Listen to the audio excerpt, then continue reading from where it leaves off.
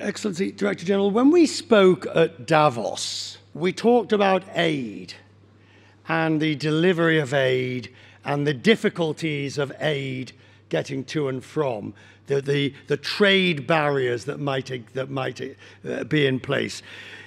There's a very sharp reminder now, isn't there, that this isn't an esoteric discussion. This isn't an academic issue. There's a real problem.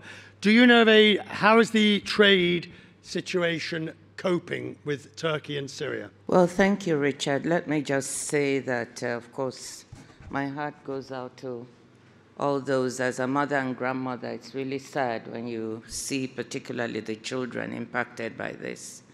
On the issue of the aid and the movement of goods and services, because when you have a natural disaster like this, you're going to need goods and services to move in order to recover.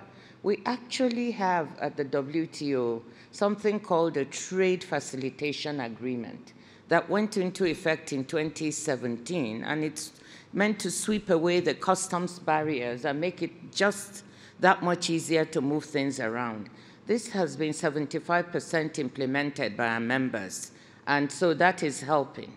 The second thing I want to say is that in June last year, members of the WTO undertook to make sure they put absolutely no export restrictions, no barriers in the way of humanitarian food aid for the WFP so that it can help those who have been impacted. So members of the WTO, I think, have stepped up. Does there need to be more? Does there need to be almost a special aid protocol that as soon as you declare it to be valid and this is an aid situation, different rules apply? Does there need to be more? Well, I like that idea, Richard. I think we could think about that. Already we have the things in place, but can they become automatic immediately an event happens? You declare, absolutely, in the same way that you declare a disaster, therefore different rules apply. You could see that? Yes. Excellent, we've made progress already. My members have not agreed it yet, but we'll get there. Oh, come on. What, before I retire? No. Maybe before, much before that. You have a long way to go, Richard. You're very kind. The trade agenda has never been more important. But as we come out of the pandemic, I now wonder, what do you see as the most significant thing you need to put right?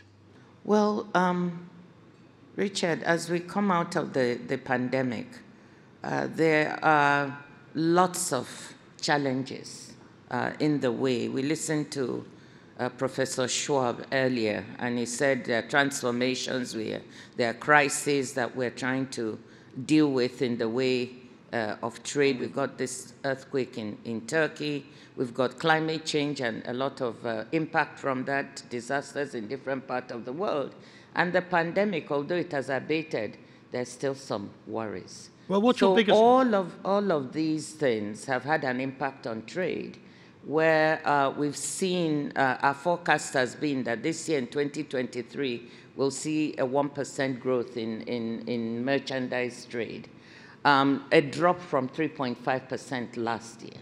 So it certainly had an impact on trade, but there seem to be glimmers of hope on the horizon. Okay, so you had a bounce back year last year. Yeah. You then have a fall back because of, say, general economic situation, slowdown in the global economy. Yes. But is there something structural that needs to be addressed?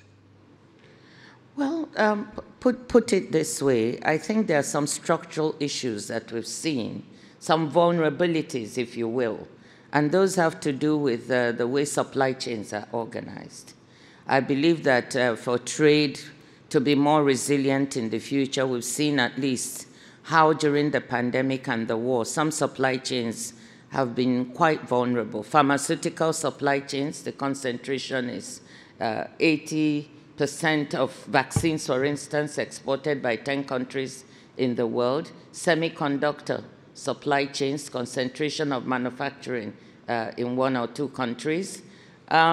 Even food and fertilizer from the Black Sea.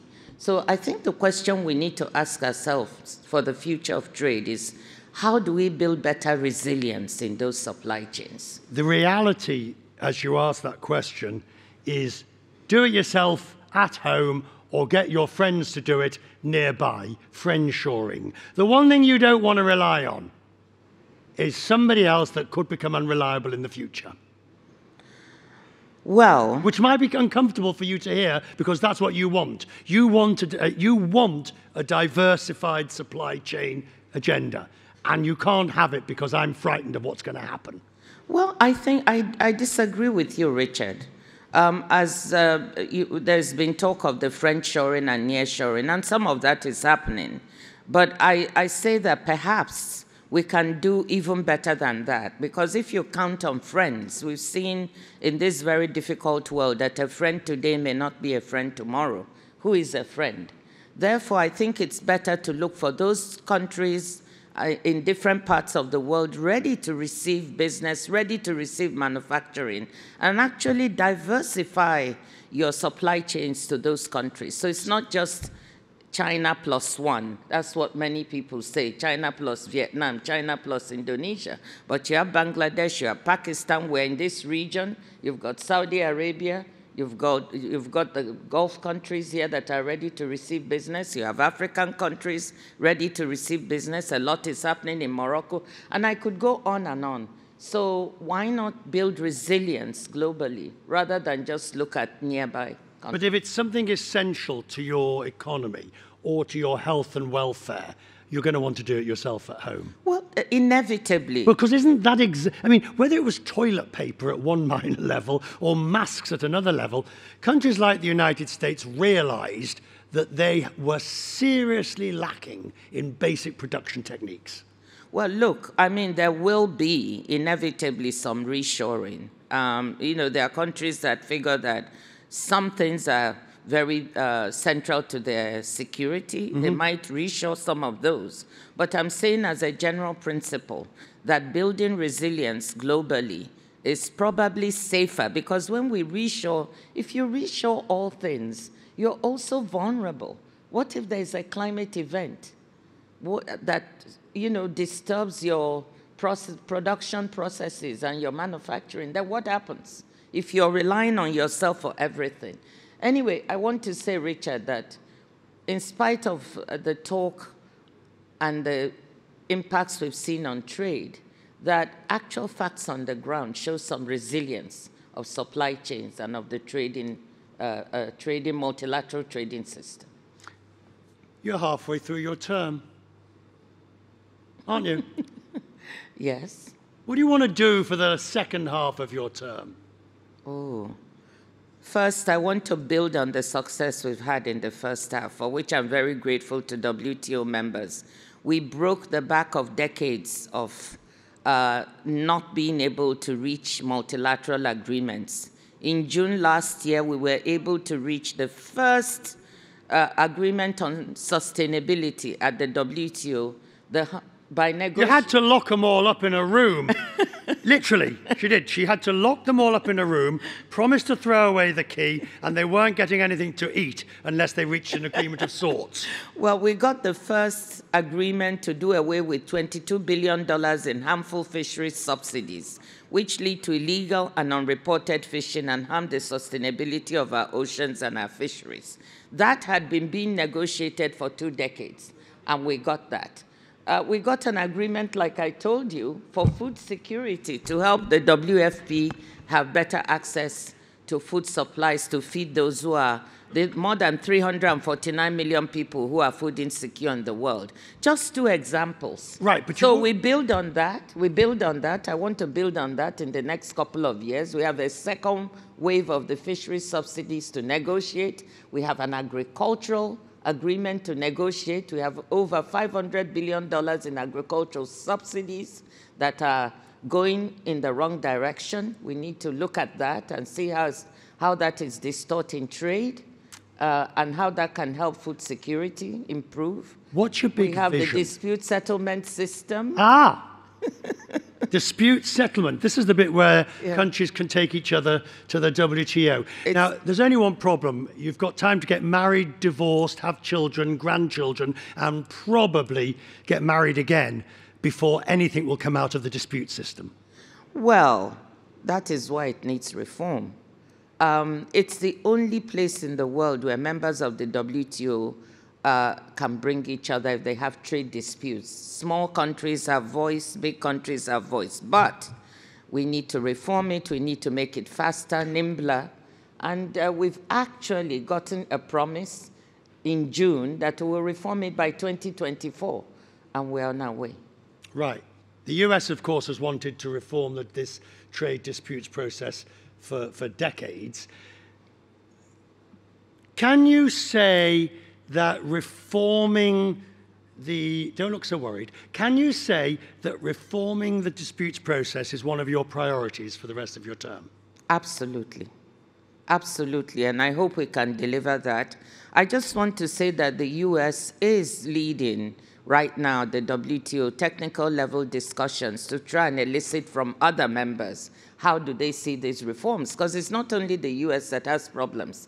Developing countries, especially the least developed, find it hard to access the system and costly. So how can we do all these reforms so we can take into account all the worries, not just of the US or the EU, but also of poorer countries? And yes, this is an objective I have. 2 years. I mean, you know, according to some, the Almighty made the world in 7 days. So you've got 2 years to do it. I guess this is sort of a personal question. It really comes down to the ability to put your political capital, your ability to push this forward as being the priority. Can you do that? Well, I would hope so. It's not going to be an easy task, but I think that I would say 99% of WTO members want this system reformed.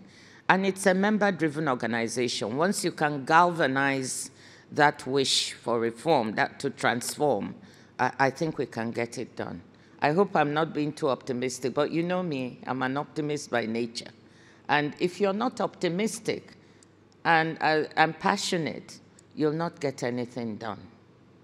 I think optimism and passion is a perfect way to say, Director General, thank you. Thank you, Richard.